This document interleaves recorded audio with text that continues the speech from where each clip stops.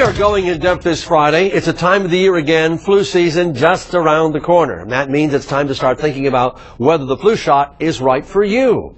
The Centers for Disease Control recommends that everyone 65 years and older gets vaccinated.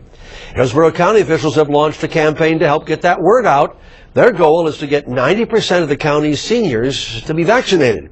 Dr. Randy Shuck has more on the Flu and You campaign.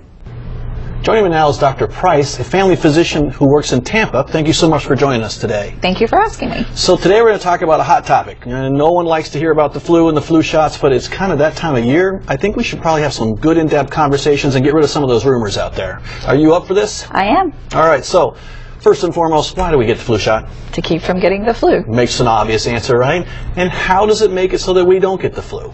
It builds a barrier. It helps your body build an immune barrier against the virus itself. All right, so the virus itself is what gives us the flu. The flu shot protects us from that, but a lot of people think they get the flu from the shot. Tell me about that. I don't think they get the flu from the shot. They're set up to think that they're going to feel a little achy the next day, and they do, but that's not the flu. And if they ever have the flu, they'll know that wasn't the flu. Also, it may be that you've exposed yourself to a virus, especially if you wait till the flu season is here, and you might have some viral illness that you might blame on the flu. Right, so we're talking about this virus vaccine, which is actually not the virus itself. It's a killed vaccine, as you were saying before. They break down little pieces, your body recognizes the pieces, not the virus itself, so that makes it really impossible to get the flu from it. Absolutely impossible. And then during the time we get the shot, what does it do to our immune system? How does it actually work? It actually just builds up our immune system and allows us to be more resistant to the flu itself. And some people feel to other similar viruses. Right, but the flu is the only thing that the flu virus, the vaccine, will work against. So if you have someone who has the cold during the same time you got the flu vaccine, you're going to get the cold. Right, so it's not going to help. So a lot of times it's opportunistic why people think they get the flu from the flu shot. Exactly. So the government says what we should do with these. Who should get the flu shot?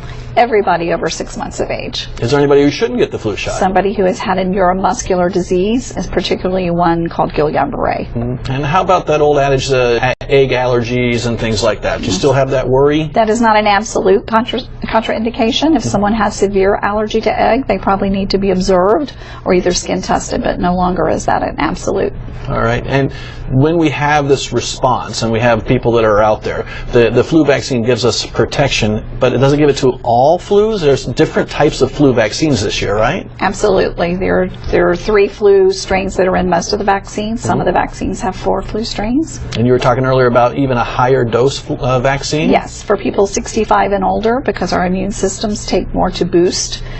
There is a new vaccine that came out about 4 years ago, so it's not an experiment. It's actually a real vaccine, and it prevents people who are older from getting the vaccine better than just an average flu shot. Gotcha. Now let's talk about those 65 and above. I know that there's a lot of us out here now that are 65 and above, a little bit more at risk.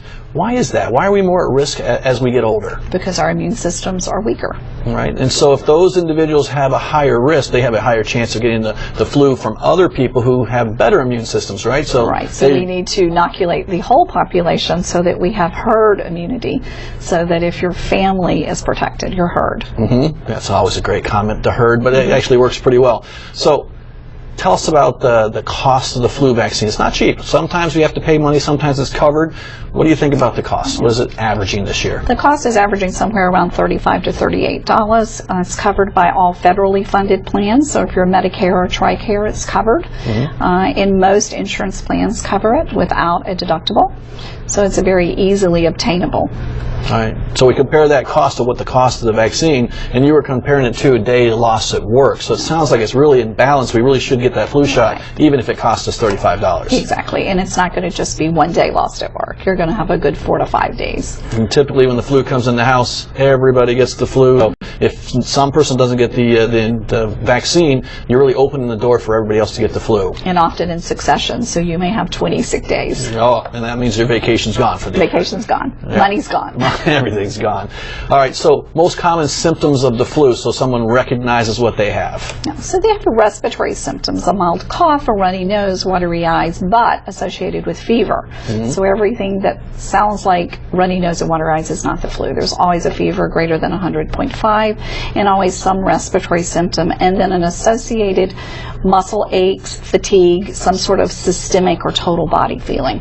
All right, so when we talk about this flu, it's a respiratory flu or upper respiratory flu. We're not talking about the stomach flu, so I get No. the flu shot. It's not going to help me if I go on a Get nice diarrhea cruise the or next anything day, else. and it's not related. So this is an isolated issue. It really focuses on these. The trivalent, meaning it has 3 different strains that it's covering. The quadvalent has 4 different strains. And then you talked about the super booster for the adult individuals over the age of 65. So there's a lot of options. Lots of options. We have intradermal and nasal too. So for people who fear the needle, there's a little skin prick, which is very much like the other flu shot, and then there's the nasal for people 5 to 49 who don't have certain underlying diseases such as asthma.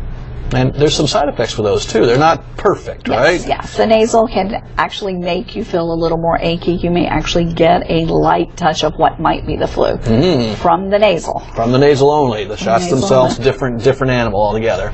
All right, so we're looking at this 6 months to Eternity. Yeah, as long as we're around as a benefit factor. And the government says I should do this for that herd mentality issue. And a lot of people don't want to do these things. What's your most common reason why they don't want to do it? You're in active practice. Tell me what the excuses are out there.